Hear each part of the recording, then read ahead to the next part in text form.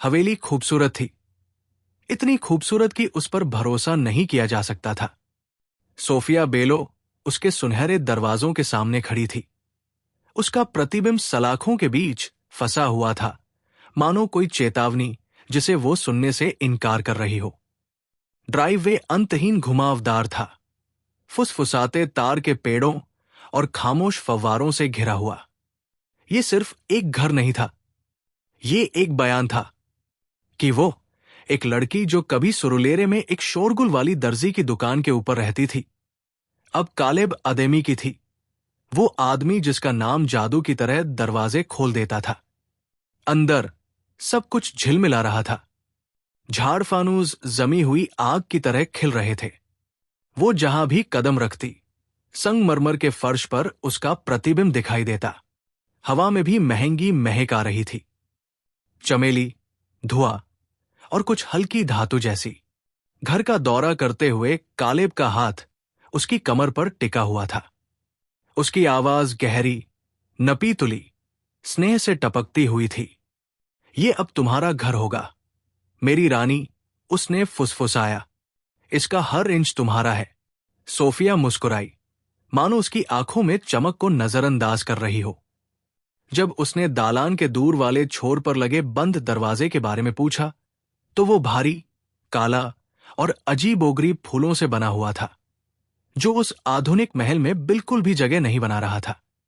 उस हिस्से में उसने सहजता से कहा, पुरानी यादें संजोए हुए, वहां तुम्हें कुछ भी दिलचस्प नहीं मिलेगा।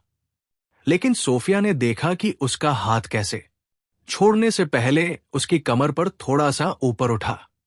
उस रात उसे नींद नहीं आई। घर में हल्की सी गूंज थी, मानो सांस ले रहा हो। अपनी बालकनी से वो अपनी शादी की पोशाक को अलमारी के प्रतिबिंब में धीरे से हिलते हुए देख सकती थी। हालांकि खिड़की बंद थी और दालान में कहीं एक हल्की लाल रोशनी एक बार झपकाई, फिर गायब हो गई। सोफिया करवट बदली और कालेब का नाम फुसफुसाया। वो पहले से ही सो रहा था, शांत, संयमित, मानो उसके सपने भी उसकी बात मान रहे हों। फिर भी हवा में कुछ ऐसा था जो देख रहा था, और बंद कमरे के भीतर सुनहरी और खामोश दीवारों के पीछे एक पर्दा टिमटिमाकर जीवंत हो उठा, जिससे उसका चेहरा दिखाई दे रहा था।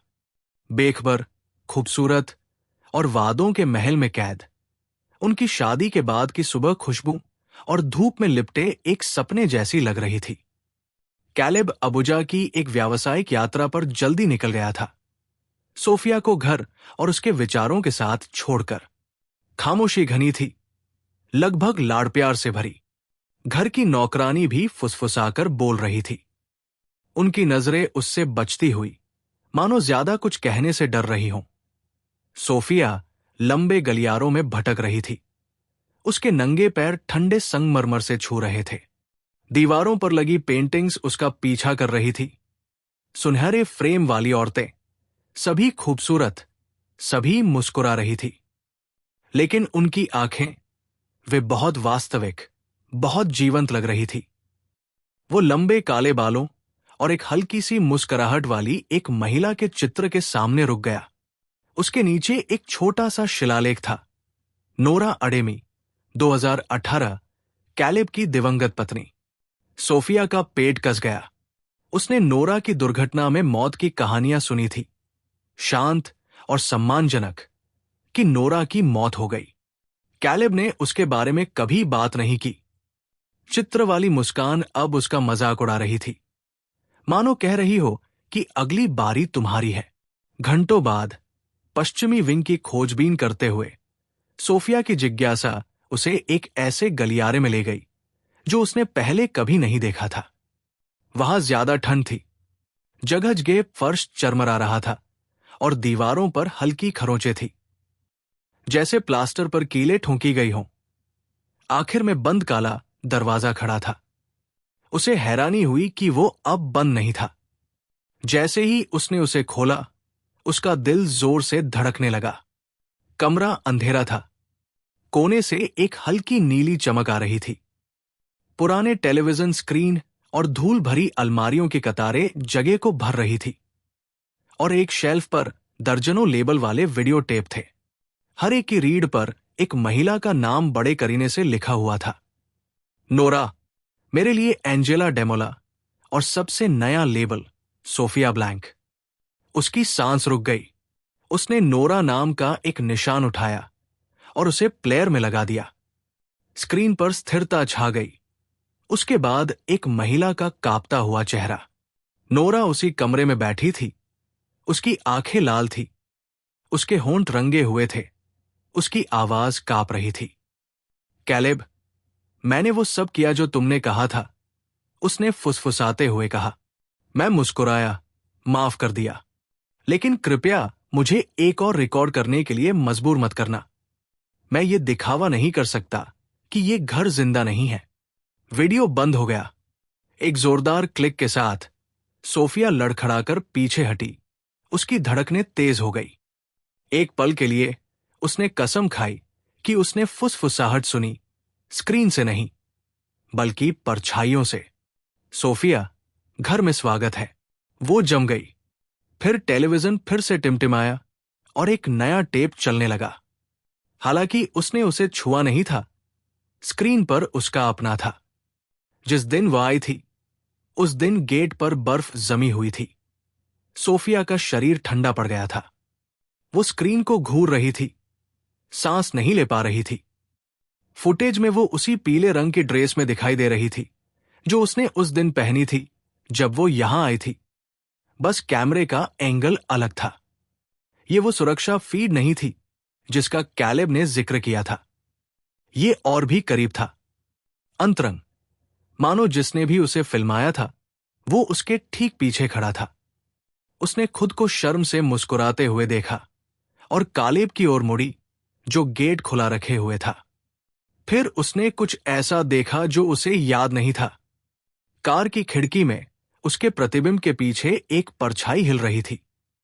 उसके कांपते हाथ रिमोट की ओर बढ़े। उसने पॉज बटन दबाया। ये किसने रिकॉर्ड किया? उसने फुसफुसाते हुए कहा। मैडम इरती की आवाज ने उसे पीछे से चौंका दिया। मैडम, आपको यहां नहीं होना चाहिए था। सोफिया तेजी से मुड़ी। बुढ़िया दरवाजे पर खड़ी थी। उसकी आंखें डर से चौड़ी हो गई थी। उसके हाथ उसके एप्रन से हिल रहे थे, मानो वे शब्द पकड़े हों जिन्हें वो कहने की हिम्मत नहीं कर पा रही थी। मेरे नाम वाला टेप क्यों है? सोफिया ने पूछा। ये कमरा क्या है? प्लीज, मां। मैडम इरती की आवाज भर्रा गई। ऐसे सवाल मत पूछो जो ऐसे दरवाजे खोल दे जिन्हें बंद न किया जा सके। सोफिया चुनौती देते हुए पास आई। तो फिर नोरा को किसने रिकॉर्ड किया? मुझे किसने रिकॉर्ड किया? लेकिन उस औरत ने बस फुसफुसाया।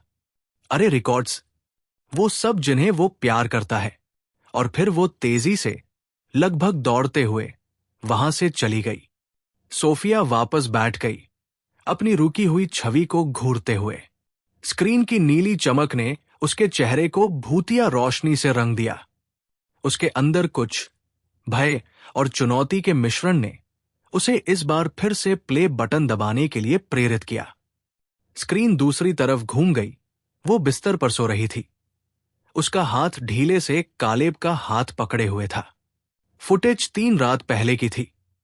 उसने खुद को सोते हुए धीरे से बुदबुदाते हुए करवटें बदलते देखा। फिर उसकी आवाज आई, कमजोर, विनती भरी, अनजान। कालेब, प्लीज मुझे छोड़कर मत जाना। मैं ठीक रहूंगी, वादा करती हूं। उसकी अपनी आवाज ही उसे बीमार कर रही थी। उसने ऐसा नहीं कहा था, कम से कम होश में तो नहीं। जैसे ही उसने अपनी हथेलियां मुंह पर रखी, उसकी आंखों में आंसू भर आए। अचानक टीवी फिर से टिमटिमाया। तस्वीर बिगड़ गई। स्क्रीन एक पल के लिए काली हो गई। फिर शब्द दिखाई दिए, स्थिर रेखा पर लिखा हुआ, उसे मत बताना कि तुम्हें पता है कि बिजली चली गई है। उसके बाद जो सन्नाटा छा गया वो बहरा कर देने वाला था, जब तक कि उसके पीछे कहीं बंद दरवाजा धीरे धीरे अपने आप बंद नहीं होने लगा।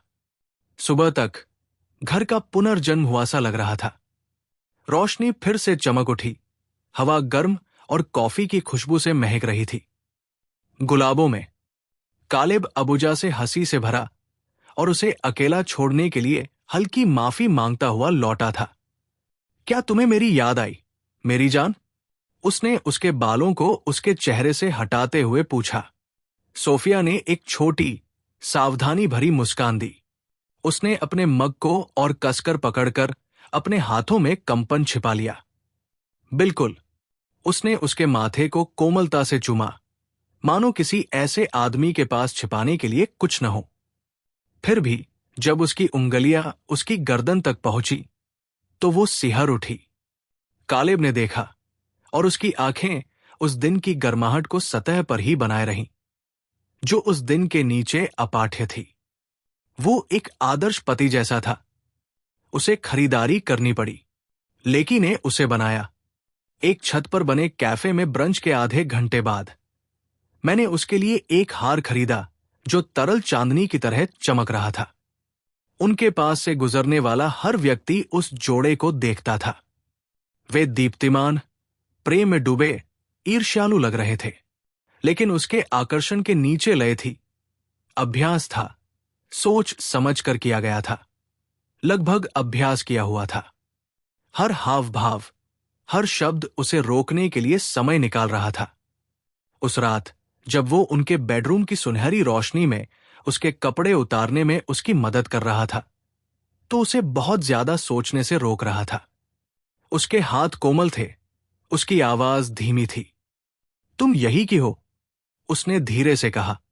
तुम मेरे साथ सुरक्षित हो। वो उस पर विश्वास करना चाहती थी, लेकिन जैसे ही उसके होंठ उसके कंधों को छू गए, उसकी नजर कमरे के उस पार लगे आईने पर पड़ी, और बस कुछ ही देर के लिए। दूसरा, एक लाल बिंदु उसके कोने में चमका और फिर गायब हो गया। सोफिया की सांस रुक गई। कालेब, उसने फुसफुसाते हुए कहा, क्या हमारे यहां कैमरे हैं? वो रुका, हल्के से मुस्कुराया मानो हंस रहा हो। सुरक्षा के लिए, हां। क्यों? उसका गला रुंध गया। तो फिर मैंने बाथरूम में एक कैमरा क्यों देखा? मुस्कान गायब हो गई, सन्नाटा छा गया। फिर उसके हाथ ने उसकी ठुड्डी को थाम लिया, जोर से नहीं, बल्कि इतनी जोर से कि उसकी धड़कनें तेज हो गई। सोफिया, उसने धीरे से कहा, तुम्हारा मन जिज्ञासु है, यही मुझे तुम में पसंद है, लेकिन इस घर में कुछ चीजें अनदेखी ही रहना बेहतर है। उसके जवाब देने से पहले ही उसने उसे चूमा, धीरे से और गहराई से, जब तक कि सवाल डर और चाहत के बीच कहीं डूब न गया। बाद में जब वो आखिरकार उसके बगल में सो गया तो सोफिया बिस्तर से फिसल गई। वो फिर से आईने के सामने खड़ी हो गई। उसका प्रतिबिंब कांप रहा था, ठंड से नहीं बल्कि जानने से। कांच के पीछे उसे लगा कि उसने हलचल देखी है। एक परछाई हिल रही थी, मानो कोई चीज या कोई उसे देख रहा हो। और उसी पल सोफिया समझ गई, परफेक्ट पति बिल्कुल भी परफेक्ट नहीं था। वो परफॉर्म कर रहा था और पूरा घर उसका मंच था। अगली सुबह खामोशी से सजी हुई आई। हवा भारी थी और पर्दे भी हिलने से इनकार कर रहे थे। सोफिया अकेली उठी। कैलेब का बिस्तर बिल्कुल सही जगह पर बिछा हुआ था, मानो वो वहां कभी सोया ही न हो। उसकी नजर फिर से आईने पर पड़ी। वही लाल बिंदु एक बार झपका, फिर स्थिर हो गया। वो इसे और बर्दाश्त नहीं कर सकी।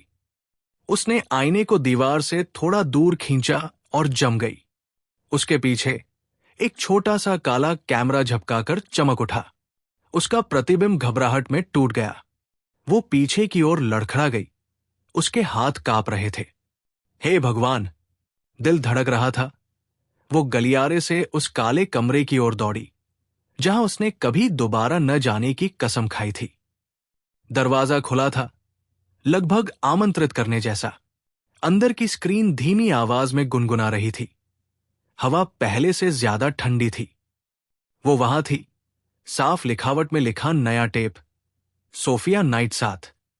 वो उसे बहुत देर तक देखती रही। हर सहज वृत्ति चिल्ला रही थी, मत करो। लेकिन जिज्ञासा पहले ही लत बन चुकी थी। उसने टेप अंदर सरका दिया। स्क्रीन स्थिर हो गई। फिर जब वो बिस्तर पर सो रही थी, उसने वही रेशमी नाइट ड्रेस पहनी हुई थी जो उसने घंटों पहले पहनी थी। कैमरा पास था, बहुत पास। उसने उसकी हर सांस, उसकी छाती के धीमे धीमे उठने गिरने को कैद कर लिया। तभी कालेब प्रकट हुआ, बिना शर्ट के, उसके बगल में बैठा हुआ। उसने अपनी उंगलियों से उसके चेहरे को छुआ, जैसे कोई मूर्तिकार अपनी कृति की पूजा कर रहा हो। उसकी आवाज धीमी थी, लगभग कोमल। तुमने कहा था कि तुम मुझ पर भरोसा करोगी, उसने फुसफुसाया। तुमने कहा था कि तुम टेप के पास नहीं जाओगी। तुम मुझे बार बार ये याद क्यों दिला रही हो कि नियंत्रण किसके हाथ में है? सोफिया का दिल रुक गया। स्क्रीन पर उसका सोया हुआ रूप हिल गया जब वो उसके कान पर होंठ रखते हुए उसके करीब झुका। मैं तुमसे प्यार करता हूं, उसने धीरे से कहा, तब भी जब तुम उसकी बात नहीं मानती। कैमरा थोड़ा जूम हुआ, उसे पता नहीं कैसे, और उसके चेहरे को कैद कर लिया। वो मुड़कर सीधे उसे घूरने लगी, मानो वो उसे भविष्य से देख रहा हो। सुप्रभात मेरे प्यार, उसने मंद मंद मुस्कुराते हुए कहा। तुम्हें प्ले बटन नहीं दबाना चाहिए था। वीडियो काला हो गया। सोफिया लड़खड़ा गई। उसकी पीठ में हाफते हुए उसका मन घूम रहा था। वो भागने के लिए मुड़ी, लेकिन कमरे के कोने से एक और मॉनिटर टिमटिमाया। एक साथ दर्जनों फीट दिखाई दी। रसोई, दालान, उसका ड्रेसिंग रूम, बालकनी, यहां तक कि बाथरूम भी। जहां भी उसे कभी अकेलापन महसूस हुआ था, वो उसे देख रहा था। और मुख्य स्क्रीन पर भी 5। कालेब की कार अभी अभी परिसर में आ रही थी। घबराहट ने उसे बेपरवाह बना दिया था। सोफिया दालान से तेजी से गुजरी। हर मिरर नाव कांच जैसी आंखों वाला एक राक्षस था। जैसे जैसे वो आगे बढ़ी, दीवारें सांस लेती हुई प्रतीत हुई, उसके अपने कदमों की गूंज फुसफुसाती हुई। वो तेजी से अपने कमरे में गई। उसका दिल तेजी से धड़क रहा था और उसने सामान एक छोटे से ट्रैवल बैग में ठूंसना शुरू कर दिया। उसका पासपोर्ट, कुछ कपड़े, उसका फोन। लेकिन जब उसने अलमारी की ओर हाथ बढ़ाया तो दरवाजा अपने आप चरमराकर खुल गया और उसके कपड़ों के बीच की जगह से एक हल्की लाल रोशनी ने एक और कैमरा झपका दिया। उसकी सांसें धीमी धीमी चल रही थी। उसने कपड़े नीचे खींचे और डिवाइस को बाहर निकाला, छोटा और काला, दीवार में किसी परजीवी की तरह धंस गया। एक पल के लिए वो उसे चकनाचूर कर देना चाहती थी, लेकिन डर ने उसका हाथ थाम रखा था। अगर कालेब ने उसे नष्ट करते देखा तो उसे पता चल जाएगा। वो जानती थी। नीचे उसने उसकी कार का दरवाजा बंद होते सुना। आवाज सहज, आत्मविश्वास से भरी थी। एक ऐसे आदमी की लय जो मानता था कि वो जो कुछ भी छूता है उस पर उसका नियंत्रण है। सोफिया का दिमाग तेजी से चल रहा था। वो अभी उसका सामना नहीं कर सकती थी। उसे सबूत चाहिए था, कुछ ऐसा जो दिखाए कि उसने क्या किया था, वो क्या रिकॉर्ड कर रहा था। उसने फिर से छुपा हुआ दरवाजा खोला और चुपके से काले कमरे में वापस चली गई। मॉनिटर धीरे से चमक रहे थे, मानो आंखें खुल रही हों। मेज के नीचे एक दराज ने उसका ध्यान खींचा। अंदर उसे एक छोटी सी फ्लैश ड्राइव मिली जिस पर कन्फेशंस आर्काइव लिखा था। उसकी धड़कनें तेज हो गई। उसने उसे अपनी जेब में रख लिया, सब कुछ बंद कर दिया और जल्दी से अपने कमरे में वापस चली गई। तभी कालेब के कदमों की आहट हॉल में गूंज उठी। सोफिया, उसकी आवाज गर्मजोशी भरी और धीमी थी। तुम जल्दी उठ गई हो। वो मुड़ी और मुस्कुराने की कोशिश की। मैं बस चीजें व्यवस्थित कर रही थी। वह पास आया। उसके कोलोन की खुशबू हवा में घुली हुई थी। तुम तनावग्रस्त लग रही हो। क्या तुम अच्छी तरह सोई? हां, उसने झूठ बोला। उसकी आवाज मुश्किल से स्थिर थी। उसने उसके चेहरे से एक बिखरा हुआ कर्ल हटाया। आंखें नरम थी। अच्छा, मैं चाहता हूं कि तुम यहां सुरक्षित महसूस करो। तुम्हें पता है ना? वो झुकी, इस डर से कि अगर उसने बात की तो उसकी आवाज उसे धोखा दे देगी। उसका हाथ उसकी ठुड्डी पर कुछ देर तक टिका रहा, फिर वो मुड़ा और बाथरूम में चला गया। सोफिया ने तेजी से सांस छोड़ी। उसके घुटने कमजोर हो गए। उसने अपनी हथेली में फ्लैश ड्राइव पकड़ ली। वो धातु से भी भारी लग रही थी, मानो किसी ऐसे सच की चाबी हो जिसका सामना करने के लिए वो तैयार नहीं थी। जब बाथरूम का दरवाजा बंद हुआ तो उसने अपना फोन उठाया और खुद को एक संदेश टाइप किया, अगर मैं गायब हो जाऊं तो शीशों के अंदर देखना। उसने सेंड बटन दबाया और फोन अपने बैग में रख लिया। फिर उसकी नजर फिर से अपने अक्स पर पड़ी और उसे शीशे में कैमरे की लाल बत्ती का एहसास हुआ। वापस आ गई थी और इस बार वो झपक नहीं रही थी, बल्कि हिल रही थी। शाम तक घर में बारिश की गंध आ रही थी। दूर से बिजली की गड़गड़ाहट हो रही थी। संगमरमर की सीढ़ियों के ऊपर लगे झूमर की जंजीरें हिल रही थी। सोफिया अब और सन्नाटा बर्दाश्त नहीं कर सकी। उसे जवाब चाहिए थे। उसने नौकरों के कमरे में मैडम इरती को पाया। खुली खिड़की के पास चुपचाप कपड़े तह करती हुई बुढ़िया सोफिया के अंदर आते ही उछल पड़ी। उसके झुर्रियों वाले हाथ चादर को ढाल की तरह पकड़े हुए थे। मैडम, उसने फुसफुसाते हुए कहा, तुम्हें यहां नहीं आना चाहिए। वो नाराज हो जाएगा। सोफिया की आंखें डर और अवज्ञा से चमक उठीं। तो फिर उस पर नजर रखो। मुझे जानना है कि ये घर क्या है। ये टेप लगाओ। नोरा के साथ क्या हुआ? मैडम इरिटिस का चेहरा मुरझा गया। दरवाजा बंद करने और नीचे झुकने से पहले उसकी नजर दालान की ओर गई। बुढ़िया ने कबूल किया जब उसने कंपनी का संचालन बंद कर दिया। उसने उसे कई दिनों तक काले कमरे में बंद रखा। उसने कहा कि उसे आजाद होने से पहले अपने सारे इकबालिया बयान पूरे करने होंगे। क्या उसने कभी पूरे किए? मैडम इरती की आंखें भर आई। कोई भी कभी पूरे नहीं करता। बिजली चमकी। नोरा के बाद उसके चेहरे पर दहशत साफ दिखाई दे रही थी। एंजेला थी, फिर फंड मी। उनमें से हर एक ने कसम खाई कि वे चले जाएंगे। उनमें से हर एक बिना किसी निशान के गायब हो गई। जब कालिब ने पुलिस को संपादित टेप दिखाए जिनसे महिलाएं अस्थिर दिख रही थी, तो पुलिस आ गई। सोफिया की सांसें अटक गई और तुम रुकी रही। महिला के गालों पर आंसू बह निकले। वो जानता है कि मेरी बेटी कहाँ रहती है। मैं भाग नहीं सकती। उसने अपने एप्रन की जेब में हाथ डाला और एक मुड़ा हुआ कागज निकाला। अगर तुम्हें कोशिश करने की हिम्मत है तो इस पते पर जाओ। ये एक आदमी है जिसने नोरा की एक बार मदद की थी, उसके गायब होने से पहले। उसे अपना नाम मत बताना, बस उसे ये नोट दिखा दो। सोफिया ने इसे ले लिया। उसके हाथ कांप रहे थे। अब मेरी मदद क्यों? मैडम इरीटी हल्के से टूटे हुए भाव से मुस्कुराई। क्योंकि तुम मुझे मेरी बेटी की याद दिलाती हो, और क्योंकि मुझे पता है कि आगे क्या होगा। आगे क्या होगा? बाहर बिजली गरजी। बत्ती टिमटिमा रही थी। मैडम इरिटी की आंखें ऊपर की ओर उठीं। उसे हमेशा पता चल जाता है कि कोई कब योजना बनाना शुरू करता है, और सोफिया मुड़ पाती। इससे पहले ही दरवाजे से एक धीमी जानी पहचानी आवाज आई। ठीक ठीक पता है क्या? कैलेब वहां शांत, मुस्कुराता हुआ, बारिश में भीगा हुआ खड़ा था। उसकी नजर सोफिया से हटकर कांपती हुई नौकरानी पर गई। क्या राज है? क्या हम आज रात साझा कर रहे हैं? एक पल के लिए कोई भी नहीं हिला। बारिश खिड़कियों से टकरा रही थी। बिजली की गड़गड़ाहट कमरे में हर धड़कन को दबा रही थी। कालिब की मुस्कान खून जमा देने वाली बच्ची थी। शांत, विनम्र, भयानक। देर हो चुकी है, उसने धीरे से कहा। मैडम इरितिस, तुम दोनों यहां क्या कर रही हो? कपड़े धोने के बारे में कुछ सोच रही थी। उसकी आवाज कांप रही थी।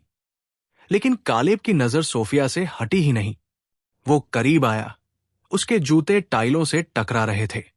तुम हाल ही में चुप रही हो मेरी जान, उसने बुदबुदाया, शायद खोजबीन करते हुए। सोफिया ने खुद को धीरे से सांस लेने के लिए मजबूर किया। बस शांत हो रही थी। उसने उसके चेहरे से बालों का एक गुच्छा हटाया। तुम्हें हमेशा से ऐसी जिज्ञासा रही है, लेकिन इसकी अति किसी भी शादी को बर्बाद कर सकती है।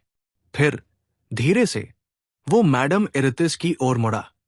शुक्रिया इरितिस, तुम जा सकती हो। बुढ़िया हिचकिचाई, उसके होंठ कांप रहे थे, लेकिन उसकी एक तीखी नजर ने उसे दौड़ा दिया। दरवाजा उसके पीछे धीरे से बंद हो गया। घर में फिर से सन्नाटा छा गया। कालिब सोफिया की ओर मुड़ा। उसकी आवाज एक खतरनाक फुसफुसाहट जैसी थी। तुम कमरे के अंदर गई थी, है ना? उसने कुछ नहीं कहा।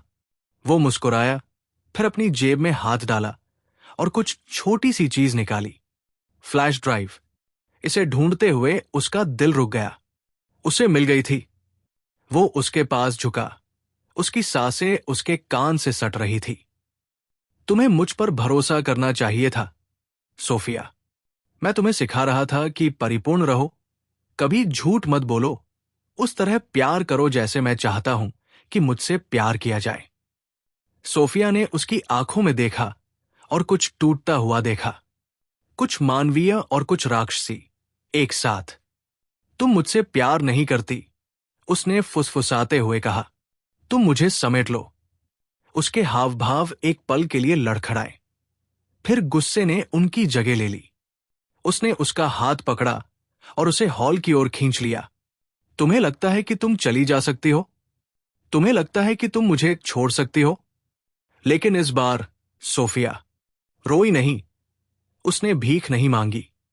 जैसे ही वो उसे काले कमरे की ओर घसीट रहा था, उसने अपना खाली हाथ अपनी जेब में डाला और अपने फोन का एक छोटा सा बटन दबाया। जैसे ही उसने अपने घंटे पहले काले कमरे में छिपाए, कालेब ने उसे उस कुर्सी की ओर धकेल दिया जहां कभी नोरा बैठती थी। मॉनिटर चमक उठे। अगर तुम कबूल करना चाहती हो, उसने उदास होकर कहा। ठीक से करो। वो बैठी रही, सीधे कैमरे में देखती रही। उसकी आवाज शांत और स्थिर थी। मेरा नाम सोफिया बेलो है और इस घर में बहुत सी औरतें आ चुकी हैं। कालेब जम गया। तुम क्या कर रही हो? वो मंद मंद मुस्कुराई। Live streaming. उसका रंग उड़ गया उसके चेहरे से। तुम झूठ बोल रही हो। क्या मैं झूठ बोल रहा हूं? वो मॉनिटर की ओर मुड़ा और मुख्य फीड के कोने पर चमकता हुआ लाल आइकन देखा। दुनिया देख रही थी। कालेब चिल्लाते हुए कैमरे की ओर झपटा, लेकिन सोफिया पहले ही भाग चुकी थी। मैडम इरिती पिछले गेट पर छाता पकड़े और कांपती हुई इंतजार कर रही थी। तूफान ने उन दोनों को निगल लिया और वे रात में गायब हो गए। सुबह तक पुलिस की गाड़ियां हवेली के ड्राइववे पर कतार में खड़ी थी। टेप गायब थे, एक को छोड़कर सभी। हफ्तों बाद सोफिया के अंतिम स्वीकारोक्ति का फुटेज वायरल हो गया, जिससे देश भर में आक्रोश फैल गया। शीर्षक में लिखा था, स्वीकारोक्ति का घर, वो दुल्हन जिसने एक दरिंदे का पर्दाफाश किया। और कहीं दूर एक नए नाम के नीचे छिपी सोफिया ने पहली बार आजादी से सूर्योदय देखा। उसकी आवाज आखिरकार उसकी अपनी थी।